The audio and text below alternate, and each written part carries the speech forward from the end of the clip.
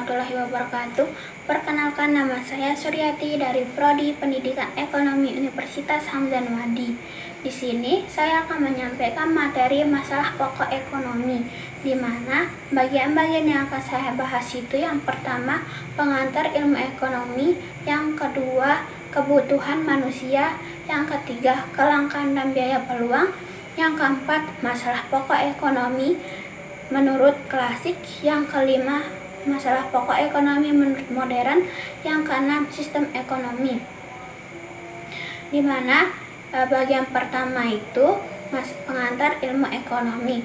Ilmu ekonomi adalah mempelajari bagaimana manusia memenuhi kebutuhan kehidupan yang terbatas dengan alat pemenuh kebutuhan yang tidak terbatas.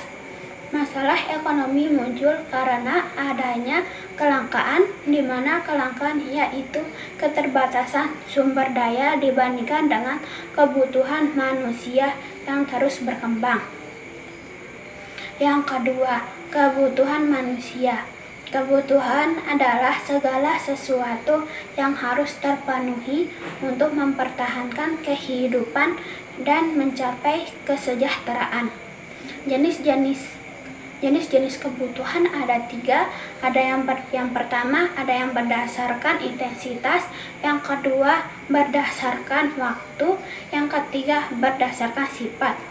Di mana yang pertama ini berdasarkan intensitas memiliki bagian-bagian, ada yang primer, ada yang sekunder, ada yang tersier. Di mana yang primer ini adalah kebutuhan dasar seperti makanan, pakaian, dan tempat tinggal. Terus untuk yang sekunder adalah kebutuhan tambahan seperti pendidikan dan transportasi. Untuk yang tersier adalah kebutuhan mewah, di mana kita ingin memiliki mobil sport dan liburan ke luar negeri.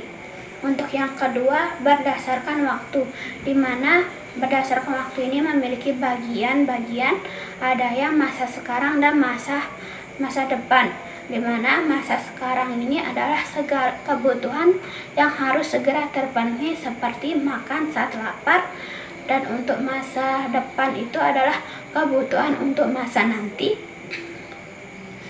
seperti menabung gaji pensiun. Terus yang ketiga berdasarkan sifat, di mana berdasarkan sifat ada jasmani dan rohani, di mana jasmani ini adalah fisik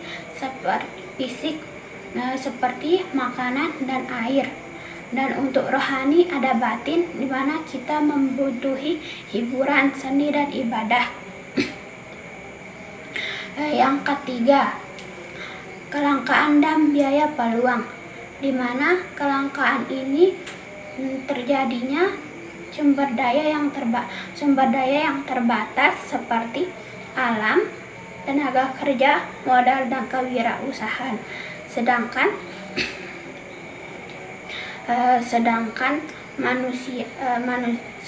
kebutuhan manusia tidak terbatas. Terus untuk biaya peluang atau opportunity cost, ketika kita memilih sesuatu, kita harus mengorbankan pilihan yang lain. Contohnya, misalnya kamu memilih membeli sepatu, kamu mungkin tidak bisa membeli buku. Jadi nilai buku itulah yang akan menjadi peluangnya, yang akan menjadi terjadinya peluang. Terus yang keempat masalah pokok ekonomi menurut klasik, di mana ekonomi menurut klasik mempunyai tiga bagian. Yang pertama itu ada produksi, distribusi, dan konsumsi, di mana produksi ini adalah apa yang akan kita produksi, apakah kebutuhan pokok atau kebutuhan mewah sesuai kebutuhan masyarakat. Yang kedua ada distribusi, di mana bagaimana cara kita mendistribusikannya. Apakah akan merata atau hanya untuk golongan tertentu. Terus yang ketiga itu konsumsi. Siapa yang akan mengonsumsi? Siapa yang akan mengonsumsinya? Apakah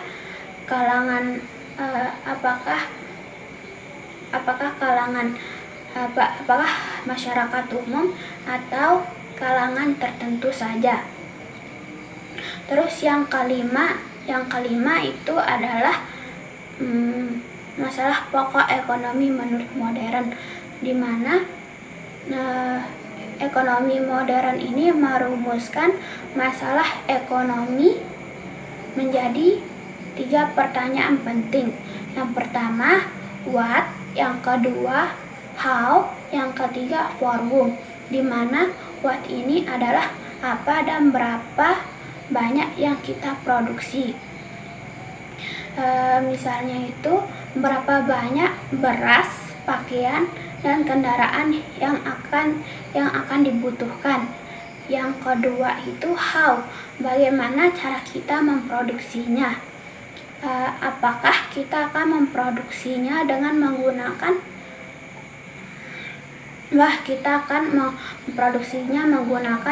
alat teknologi canggih atau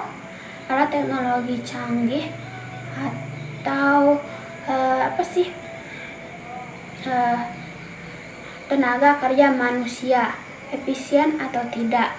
Yang ketiga itu adalah for whom, untuk siapa kita memproduksinya. Apakah untuk masyarakat luas, atau untuk kelas menengah, atau kelompok yang kaya saja. Yang keenam, sistem ekonomi. Setiap negara mempunyai cara tersendiri dalam menjawab masalah ekonomi. Tergantung sistem ekonominya. Ada beberapa bagian sistem ekonomi, ada yang tradisional, ada yang komando atau terpusat, ada yang pasar atau liberal, ada yang campuran. Di mana yang pertama itu tradisional, produksi berdasarkan tradisi dan masyarakat lokal, kebutuhan lokal. Misalnya seperti masyarakat pedesaan. Yang kedua, komando atau terpusat, di mana pemerintahan mengatur segala sesuatu, di mana pemerintahan mengatur semua kegiatan ekonomi seperti Korea Utara. Yang ketiga itu adalah pasar atau liberal. Pasar bebas yang mengatur tanpa campur tangan pemerintah seperti Amerika Serikat. Yang keempat itu adalah campuran, di mana gabungan antara pasar dan pemerintah seperti Indonesia. Sekian mungkin hanya ini yang dapat saya sampaikan. Assalamualaikum warahmatullahi wabarakatuh.